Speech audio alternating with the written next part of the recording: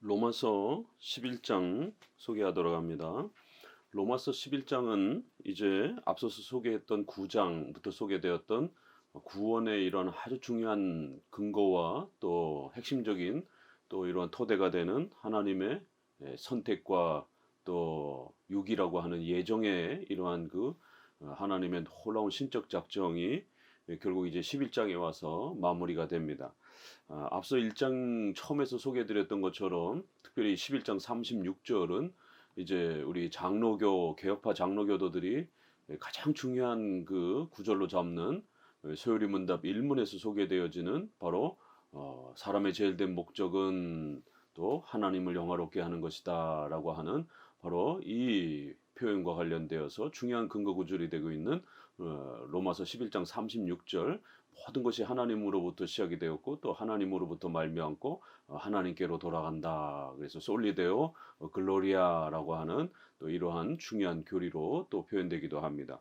바로 이 11장은 이제 이러한 하나님의 또 신적 작정 속에서 시작이 되어지는 이러한 예정론의 또 이러한 또 위대한 또 역사와 또 그러한 모든 또 구원의 이러한 토대가 되는 인간의 이러한 또 의지와 능력이 아니라 모든 구원은 오직 하나님의 이러한 신적 예정과 하나님의 절대 주권적인 하나님의 뜻으로부터 모든 것이 또 출발되어지고 또 그리고 그 모든 것이 하나님의 뜻 속에서 진행되어진다라고 하는 이런 예정론의 아주 놀라운 또 이제 이 개념을 마지막으로 확립시켜 주면서 1장부터 시작되었던 11장까지의 이제 이러한 신앙과 관련된 교리의 내용들이 마무리가 됩니다. 특별히 이제 이러한 그 17장에서 소개되어지는 이 예정론은 역사 속에서 1618년에 논쟁되었던 바로 알미니안주의자들과의 논쟁 속에서 도르트 총회라고 하는 그래서 칼빈주의자들과 알미니안주의자들이 바로 이 예정론의 이 주제를 가지고 가장 또 깊이 있게 또 논쟁을 했던 또 그러한 주제이기도 합니다.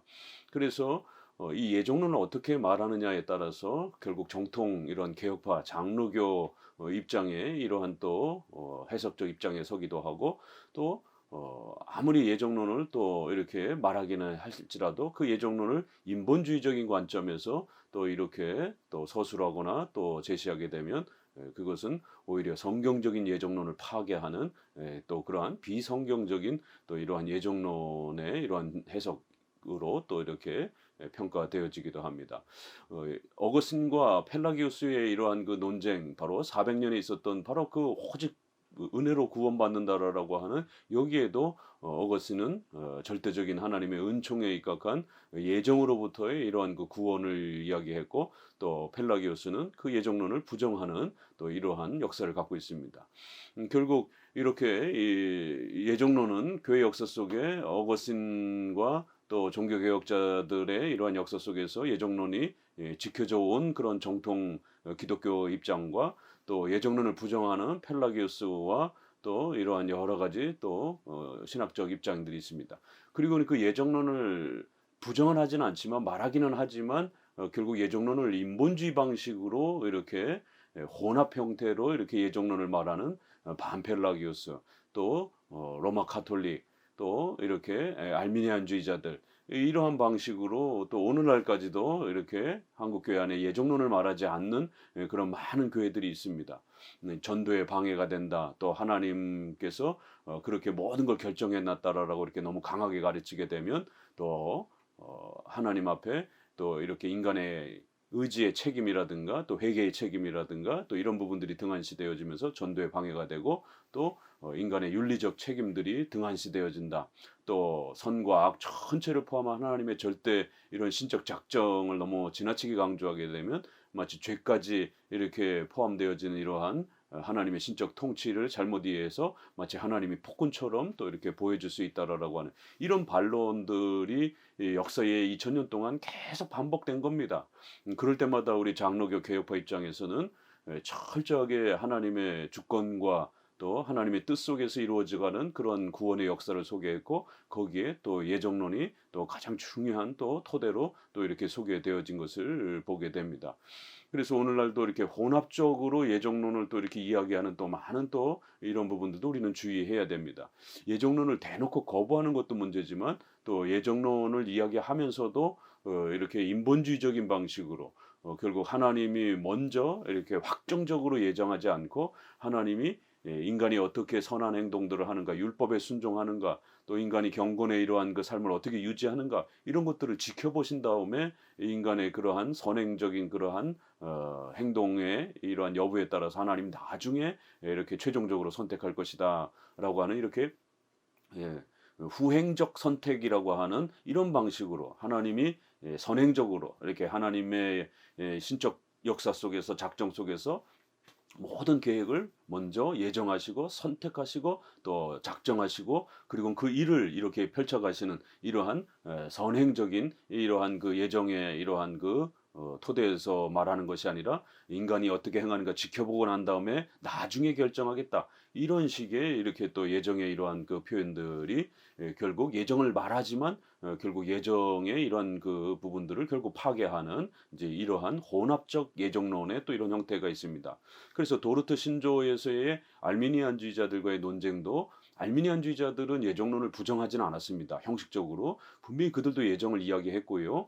또 이렇게 예정의 이러한 부분들을 강조를 했습니다. 그러나 장로교와 칼빈주의자들이 말한 그런 방식으로의 예정을 말하지 않고 예정은 하나님이 나중에 지켜보시는 방식으로 이렇게 하나님이 나중에 결정하겠다. 그래서 구원의 역사와 인류 역사는 인간이 어떻게 행하는가를 하나님이 지켜보신 다음에 나중에 결정하겠다. 이렇게 해서 이거를 후행적 예정이다라고 이렇게 표현을 하기도 하고 또 예지, 예정 하나님이 모든 걸 지켜보신 다음에 나중에 결정하겠다. 그래서 하나님이 예지 하시고 난 다음에 나중에 예정하겠다. 그래서 순서를 예지, 예정으로 잡은 겁니다. 그러나 칼빈주의자들은 예정을 그렇게 말하게 되면 결국 구원과 역사 전체를 주도하는 그 주체는 결국 인간이 되어지게 되고 하나님은 무능력한 하나님이 된다라고 이렇게 비판을 한 겁니다.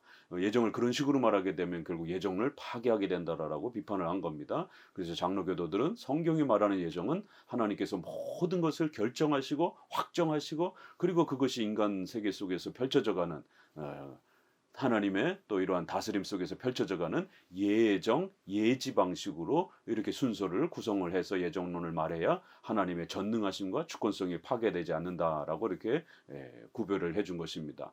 후대에 이제 또 우리가 앞서서 로마서의 또 이러한 그 논쟁 중에 또 이렇게 회중파와 경건주의자들의 또 이런 입장과 로마서의 해석이 좀 많이 차이가 나는 또 이런 장로교와 차이가 나는 것들을 우리는 보게 되었습니다. 그럴 때도 또 역시 이 경건주의자들과 이 회중파도 역시 예정론을 다 이야기합니다. 선택에 대한 이런 부분들도 얘기를 하고요.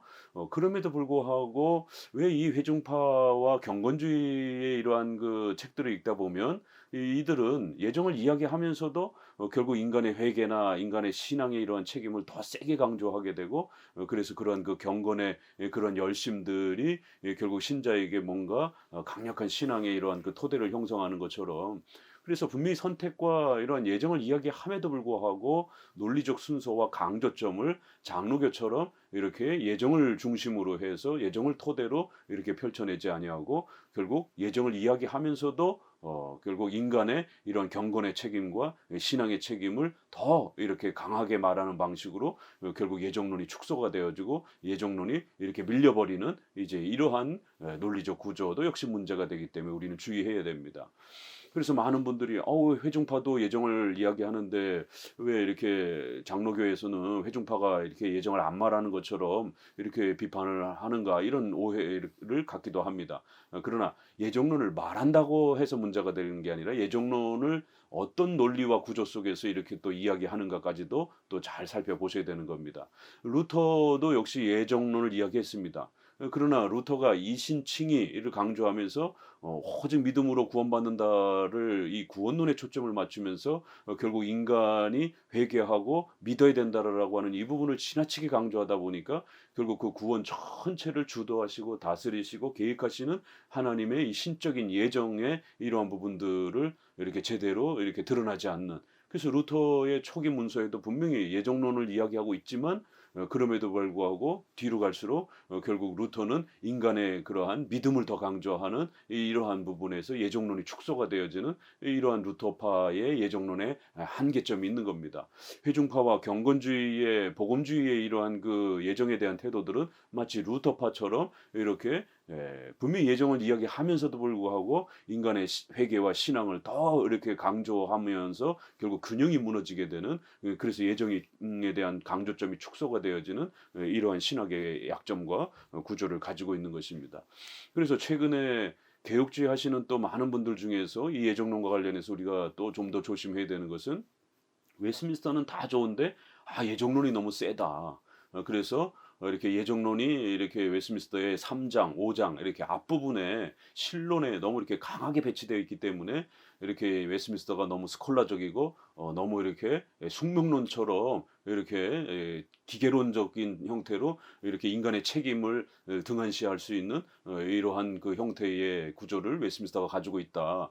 그렇기 때문에 웨스민스터는 너무 예정론을 세게 강조해서 문제가 된다. 이러면서 웨스민스터의 예정론을 공격하시는 분들이 있습니다. 그래서 이렇게 바빙크라든가 또 이렇게 후대의 칼빈주의자들이 조직신학에서 예정론을 신론에다가 이렇게 배치한 이런 부분들을 비판하면서 그들을 신칼빈주의자다라고 이렇게 비판하는 이러한 그 비판들은 잘못된 평가입니다. 결국 그러면서 예정론은 저 뒤쪽에다가 이렇게 구원론 뒤쪽에다가 배치를 하면서 모든 구원의 이러한 부분들의 신앙의 체계는 우리 인간이 회개하고 신앙하는 이런 걸 먼저 더 세게 강조하고, 그저 예정론은 우리 인생을 뒤돌아보는 관점에서 이렇게 하나님이 나를 어떻게 지켜봐 주셨는지 이렇게 살펴보는 방식으로 예정론을 이렇게 뒤쪽에서 강조를 해야지, 예정론을 처음부터 신학의 이러한 그 앞에다가 또 토대를 구축하고 이렇게 출발하게 되면 신앙이 결국 회개와 신앙을 등한시하면서 하나님의 그러한 주권만 너무 세게 강조하는 이런 형태의 신앙이 될 수 있다. 그러면서 예정론은 웨스민스터는 다 좋은데 예정론이 너무 세다. 그렇기 때문에 예정론을 좀 이렇게 축소해서 가르쳐야 된다. 이런 식으로 웨스민스터를 논평하는 분들이 있는데, 이러한 관점은 결국 알미니안주의의 영향을 받은 장로교도들의 그런 입장인 것을 명심하셔야 됩니다.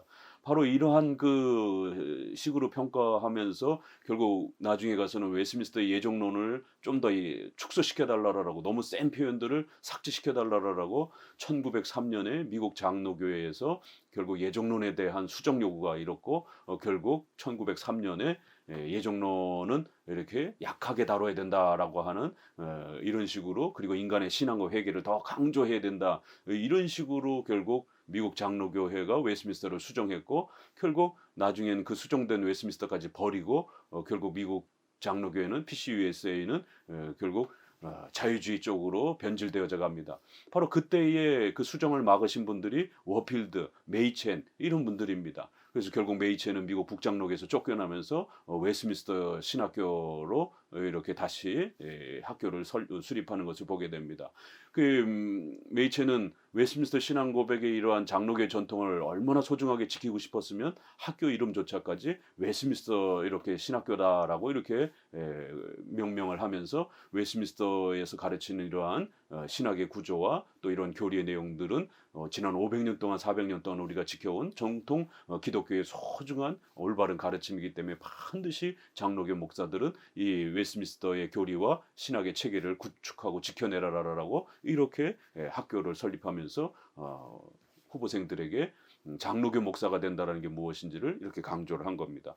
그리고 그 웨스민스터의 예정론은 수정할 필요 없이 가장 훌륭하게 그렇게 신론에 배치돼야 되고, 또 우리의 신앙의 모든 체계는 하나님의 작정과 예정을 토대로 해서 인간의 구원을 이야기해야 인본주의로 안 빠지지, 예정을 말하면서도 인간의 구원과 인간의 의지와 신앙과 회개를 더 세게 강조하면서 이렇게 신앙의 체계를 확립하게 되면 인본주의적 신앙의 형태로 또 알미니안주의적인 신앙 형태로 전락해버릴 수 있는 위험이 있다라고 늘 경고한 겁니다. 결국 알미니안주의자들이 예정론을 말하면서도 늘 이야기했던 게 바로, 예정론은 앞에서부터 다루지 말고 나중에 다루자, 천천히 다루자, 좀 약하게 다루자, 인간의 신앙과 회개를 더 세게 강조하자, 이게 전형적인 알미니안주의자들의 주장이었던 것입니다.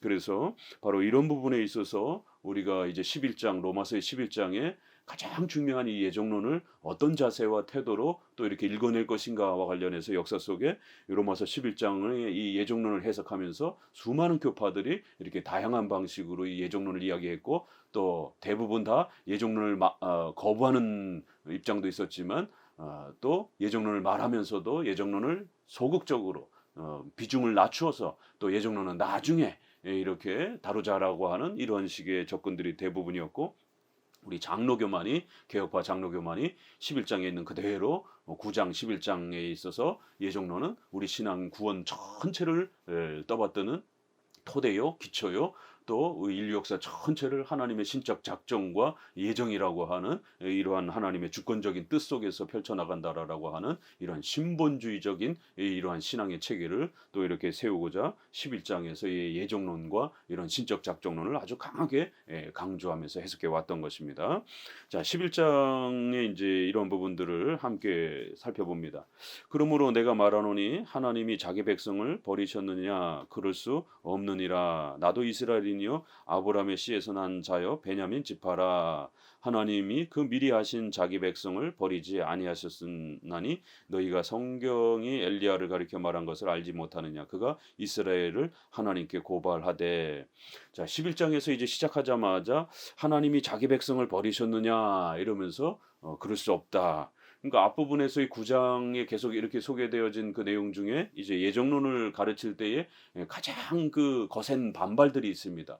예정에 있어서 선택과 유기라고 하는 이중 예정이라고 하는 이러한 그 두 가지를 이렇게 이야기하다 보니까 하나님께서 그렇게 그러면은 선택하셨다라고 한다라면 구약의 그 수많은 이스라엘 백성들을 아브라함의 자손들을 선택했다라고 했는데 그러면은 많은 후손들이 결국 벌받지 않았느냐? 그러면 예정도 이렇게 소개가 됐지만 하나님이 결정했지만 결국 나중엔 취소가 되기도 하고 또 다시 또 인간이 어떻게 하느냐에 따라 세워지기도 하는 이렇게 예정이라는 뜻은 하나님이 불변하게 확정했다 이런 뜻이 아니라 그것은 인간이 어떻게 하느냐에 따라 하나님이 나중에 결정해 주신다 이런 의미를 읽어내야 된다라고 이렇게 항상 이렇게 오해들이 있어 왔던 겁니다. 그래서 예정론을 가르치면 제일 먼저 이런 반론들이 그러면은 성경에 이렇게 수많은 실패된 역사들 예정이 선택이 하나님의 부르심이 취소가 된 것처럼 보여지는 이런 수많은 그런 구절들이 있는데 그러면은 이러한 그 구절들을 우리가 읽어낼 때에 예정이 취소되지 않는다. 예정은 하나님의 영원 속에서 선택하신 하나님의 신적인 불변하는 결정이다. 이렇게 말한다라면 구약의 이런 수많은 취소된 이런 부분들을 어떻게 읽어낼 것이냐. 이런 첫째 반론이요. 또 두 번째는 선과 악 전체를 포함해서 하나님의 신적 작정, 불변하는 이런 하나님의 주권적인 뜻 가운데서 악까지 포함해서 이런 모든 역사를 하나님의 뜻 속에서 다스려 가신다. 아담의 타락을 하나님이 결코 모르시는 것이 아니다. 그 아담의 타락조차도 신적인 그 작정과 계획 속에 있는 것이다. 라고 이렇게 소개를 하면 또 많은 반론들이 그럼 하나님 악한 신이냐. 이러한 이제 그래서 하나님은 선에 대해서만 관여하고 악에 대해서는 하나님이 인간에게 맡겼다. 이런 식으로 해서 반쪽짜리의 작정론과 예정론을 말하려고 하는 이러한 그 도전들. 그래서 하나님이 불의하시느냐, 또 하나님이 허물하시느냐, 하나님이 뭔가 실수한 것 아닌가. 만약에 이렇게 예정론을 너무 세게 말한다라면 성경에 분명히 이렇게 여러 이스라엘 백성들이 버림받는 것 같은 이런 현상의 구절들 또 그 다음에 하나님이 이렇게 악에 대한 모든 것들은 인간에게 이렇게 있다라고 말하는 이런 표현들 속에서 어떻게 하나님이 악까지 포함해서 전체 역사를 지배할 수 있느냐 이런 이제 의문들을 계속 반론을 제기하는 거예요. 그리고 마지막에는 신앙과 회개가 등한시되고 윤리가 등한시되고 전도가 등한시된다. 그래서 하나님의 신적 주권과 예정을 너무 세게 강조하게 되면 바로 이런 세 번째의 윤리의 이런 부분이 파괴가 된다 이러면서 강하게 거부했던 이러한 반론들이 등장을 합니다. 자, 그래서 11장에서는 이제 그런 반론들 하나하나를 9장에서부터 이렇게 계속 반박해내면서 결코 그렇지 않다. 예정론을 바르게 이해하면 그런 식으로 이해되어지는 게 아니다. 자, 그래서 이제 11장에서는 또 한 번은 이렇게 구약의 이스라엘 백성들이 또 많은 이들이 취소가 된 것처럼 이렇게 버려진 것처럼 표현되어지는 이런 표현들을 우리가 어떻게 읽어낼 것인가. 라고 했을 때 그 부분을 이제 설명해 갑니다. 하나님의 예정이란 그렇게 취소가 됐다가 다시 또 기회가 주어지고 또 취소가 됐다가 이러는 게 아니라 하나님의 예정하심은 불변하다라는 겁니다. 하나님이 한 번 예정하시면 결코 변함이 없다라는 겁니다. 하나님이 그 미리 하신 자기 백성을 결코 버리지 않는다라는 거예요. 여기도 미리 아신 이렇게 표현되어 있지만 이거를 예정에 이렇게 여러 동일한 표현입니다. 그래서 하나님이 자기 백성을 택하신다라고 했을 때는 이것은 개별적인 그러한 선택을 말하는 것이다라는 거예요. 그래서 구약에 이렇게 소개되어진 많은 이러한 그 예정의 이러한 모습 속에서는 우리가 은혜 언약에도 본질은 하나이지만 경륜, 통치 방식이 두 개로 구약에는 제사법을 사용하고 신약에는 사용하지 않는 것처럼 경륜은 얼마든지 이렇게 변하는 것처럼 보여지는 겁니다. 다양한 이런 임시적 수단들을 사용하십니다. 그런 것처럼 예정론도 예정의 그 본질은 그 개개인을 대상으로 선택한다라고 하는 예정의 본질은 개인적 선택이에요. 그렇기 때문에 불변하는 것입니다. 그러나 하나님은 구약에서 이스라엘 백성들을 민족적으로 전체적으로 이렇게 또 부르셔서 임시적으로 그들을 하나님의 백성으로 이렇게 초대하시는 그러한 경륜을 사용하십니다. 통치 방식을 사용합니다. 그렇기 때문에 이스라엘 백성들이 이렇게 민족적으로 전체적으로 이렇게 택함 받은 것처럼 이렇게 보여지는 겁니다. 그러나 개개인적으로 이렇게 선택된 거는 절대로 불변하는 거예요. 그러니까 민족적이고 혈통적이고 이러한 그 국가적인 형태로는 전체적으로 이렇게 부름을 받는 거기 때문에 그것은 얼마든지 그 안에 예정되지 않은 자들도 이렇게 부름을 받는 것처럼 그렇게 쓰여지는 겁니다. 그래서 예정에는 두 가지의 그런 경륜과 방식이 있다라는 겁니다. 개인적인 그러한 불변하는 예정의 본질, 그렇지만 또 집단적으로 국가적으로 전체적으로 이렇게 임시적으로 이렇게 부름을 받는 형식의 이런 예정의 또 모습이 있다라는 것이에요. 그래서 많은 사람들은 이쪽 바깥의 거를 민족적 예정까지 포함해서 하나님이 절대로 버리지 않겠다 이런 개념으로 쓴 것처럼 하나님이 절대로 버리지 않겠다라고 했을 때의 그 예정의 본질은 개인의 예정을 말하는 겁니다. 이스라엘 백성들을 절대로 버리지 않겠다 이런 뜻으로 쓴 것이 아니다라는 것이에요. 그래서 구약의 이러한 예정의 이러한 그 본질과 또 외적인 그러한 그 이스라엘 백성들 전체를 이렇게 택한 백성들로 부르시는 방식에서의 그 의미는 이렇게 서로 다르다라는 겁니다. 이게 신약에 와서는 신약도 역시 개개인의 선택, 이방인 중에서도 그 개개인의 선택은 불변한 것이에요.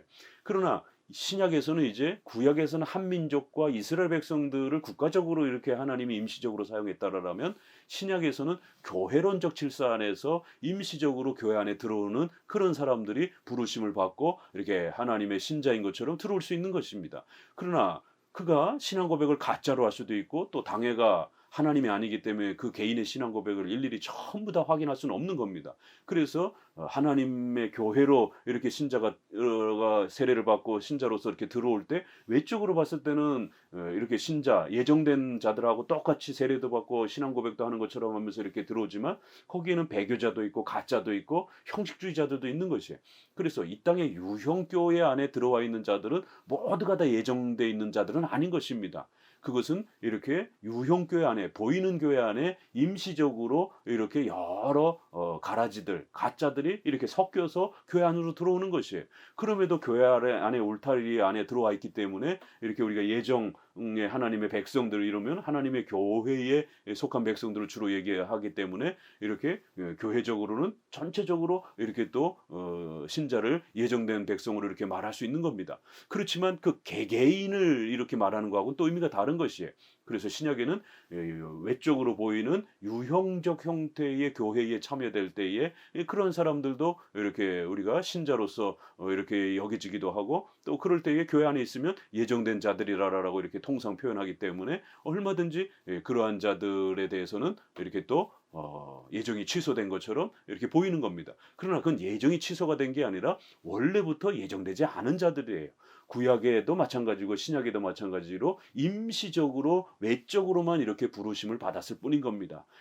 그래서 교회 안에는 가라지가 같이 이렇게 섞여져 있는 것입니다. 성경이 말하는 예정이란 이렇게 그 미리 하신 예정하신 자기 백성 그 개개인별로 불러주신 그 개인적 예정이 예정의 본질이라는 거예요. 이거는 절대로 변함이 없다라고 이렇게 말하는 것입니다.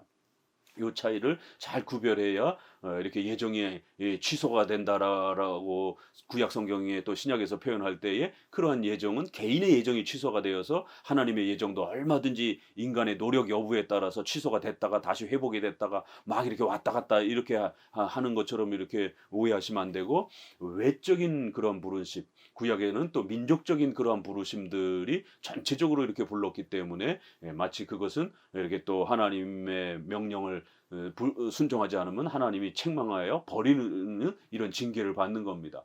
그랬을 때 그런들은 버림받았다라고 말하고, 또 유형교회에 이렇게 임시로 부르심을 받지만 가론 유다도 12제자 안으로 이렇게 부름을 받았지만 그는 처음부터 그렇게 예정되지 않은 자로서 성경은 이야기하는 겁니다. 그래서 예정이 취소가 되는 게 아니라 가짜인 사람들이 교회 안에 이렇게 임시적인 예정의 이런 외적 형식을 갖고 있다가 그것이 나중에 취소가 되어지는 겁니다. 그러니까 원래 처음부터 예정되지 않았던 자들인 것입니다. 이러한 그 구분을 우리가 잘 해야 예정이 취소가 됐다 안 됐다 막 이런 게 아니라, 개인적 예정은 처음부터 불변이라는 것. 그러나 외적으로 사용하는 이러한 방식의 형태들은 임시로 불러시는 그러한 하나의 구조이기 때문에 그런 부분들은 우리 눈에 예정된 자로 교회 안으로, 이스라엘 백성 안으로 들어왔지만 나중에는 버림받을 때 마치 취소가 되어지는 것처럼, 버려지는 것처럼 이렇게 또 표현할 수 있다라는 것입니다.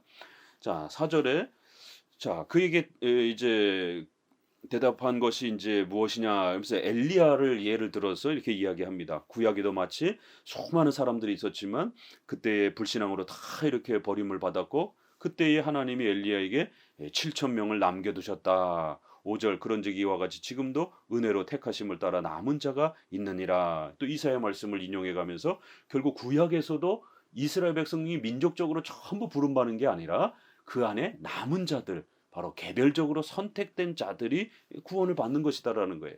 그래서 6절에도 만일 은혜로 된 것이면 행위로 말미암지 않음이니 그렇지 아니하였으면 은혜가 은혜되지 못하느니라. 이러면서 결국 구약에서의 이러한 그 예정도 하나님의 절대적인 은혜와 하나님의 절대적인 신적인 또 선택과 또 이러한 개별적 예정을 통해서 남은 자, 그렇게 개별적으로 부름을 받은 자들이 참되게 예정된 자들이다, 이렇게 표현을 하는 겁니다. 7절에 그런즉 어떠하냐 이스라엘이 구하는 그것을 얻지 못하고 오직 택하심을 입은 자가 얻었고 그 남은 자들은 우둔하여졌느니라. 이렇게 구약과 신약의 이러한 예정이라고 하는 것은 특별히 구약과 관련해서 이스라엘 백성들이 버림을 받았고 또 이스라엘 백성들이 예수님을 십자가에 못 박는 이런 참혹한 짓을 범했습니다. 그래서 마치 구약에 하나님이 이스라엘 백성들을, 아브라함을 선택했다라고 했을 때 하나님의 그 선택과 예정이 다 이제 무효가 된 것처럼, 하나님은 능력이 없는 것처럼, 결국 하나님의 그 예정은 다 쓸모가 없는 것처럼 이렇게 사람들에게 오해될 수 있지만, 예정이란 오직 택하심을 입은 자가 얻는 것이고, 이스라엘 전체가 그걸 구했다고 해서 다 받는 게 아니라 그 가운데에 남은 자, 개별적인 택자들이 은혜로서 하나님 앞에 구원을 받는 거라는 거예요. 그리고 그 남은 자들은 그렇게 버려진다라는 겁니다. 그래서 아브라함의 분명한 자손이었지만 이스마엘은 버림을 받는 거예요. 이삭이 택자인 겁니다. 또 이삭의 아들인 야곱과 에서도 야곱이 개별적 택자인 겁니다. 이삭은 분명히 아브라함과 이삭의 자손이었지만 하나님이 택하지 않았다라고 말하는 것입니다. 이렇게 구약에 있어서도 분명히 아브라함의 자손이지만 하나님께서 개별적 예정으로는 택하지 않았다라는 것이, 이런 예정의 본질과 성격을 잘 이해해야만이 예정을 오해하지 않고 예정을 온전히 쫓아갈 수 있다라는 것입니다.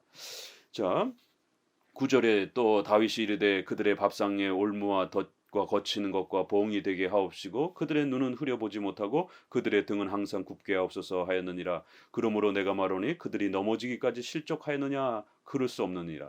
이러면서 다윗의 또 표현을 들어서 결국 그들이 넘어지고 그렇게 버림받은 것은 결국 하나님 때문이다라고 이렇게 핑계할 수 없다라는 거예요. 왜냐하면 또 그들은 개별적으로 하나님 앞에 엄중하게 죄를 범했고 또 그런 그 악행들을 통해서 불신앙을 보였기 때문에 당연히 또 버림받을 만한 그러한 또 형벌을 받았다라는 것입니다. 이처럼 하나님의 예정이란 이렇게 하나님의 선택 속에서 은혜로 선택을 받기도 하고 또 유기 부분에 있어서는 근원적으로는 하나님의 제1 원인 속에서 하나님이 그렇게 택하시는 것이지만 또 유기된 버림받는 자들은 그들의 죄악과 악함 때문에 하나님 앞에 불순종하는 그러한 또 죄악의 또 이런 형벌의 또 책임을 이렇게 또 받는 그런 입장에서 그들은 또 버림받을 만하다라고 하는, 그래서 결코 하나님이 우리를 버렸기 때문에 우리가 이렇게 아무것도 할 수 없었습니다라고 핑계할 수 없다라는 것입니다. 이렇게 예정론의 이러한 그 깊은 하나님의 놀라운 신비가 우리 구원의 이러한 모든 역사를 지배하고 또 하나님께서 전체 역사를 또 이렇게 지배해가는 이러한 신적 계획과 결정. 그래서 우리가 작정과 예정을 같이 표현하기도 하고, 신적 작정은 인간의 구원과 역사 전체를 다 포함해서 이야기할 때 작정이라고 그러고, 또 인간의 구원만 이야기할 때는 예정이라고도 이렇게 구별해서 표현하기도 합니다. 그러나 통상적으로 전체 다 또 이렇게 함께 작정, 예정 이렇게 같이 또 표현하기도 합니다. 이렇게 성경은 예정의 이러한 그 소중한 이러한 그 선택과 유기라고 하는 이 가르침 속에서 하나님께서 인간의 구원을 하나님의 기뻐하시는 뜻 속에서 하나님이 결정하시는 거다라는 것이, 그리고는 하나님께서 원하시는 대로 그 모든 역사를 이루어 가시는 이러한 위대한 하나님의 뜻이 펼쳐지는 것이 바로 예정이고, 그러한 예정 속에서 인간의 구원의 모든 역사가 펼쳐져 가는 것이지 절대로 인간의 의지와 공로를 통해서 이러한 그 구원의 이러한 역사들이 세워져 가는 것이 아니다라고 예정의 이러한 그 위대함을 이렇게 또 소개합니다. 예정론이 가르쳐져야만이 하나님의 이 위대한 주권이 강조가 되어집니다. 예정론을 소홀히 여기고 예정론을 등한시하게 되면 결국 하나님의 위대한 주권과 하나님의 절대적인 권능이 이렇게 제대로 소개가 되지 않습니다. 그래서 장로교는 끝까지 예정론을 그렇게 혼힘을 다해서 지켜왔던 것입니다. 우리 성도들도 오늘 우리 시대의 예정론을 또 잘 지켜가시기를 더욱 권면을 드립니다. 감사합니다.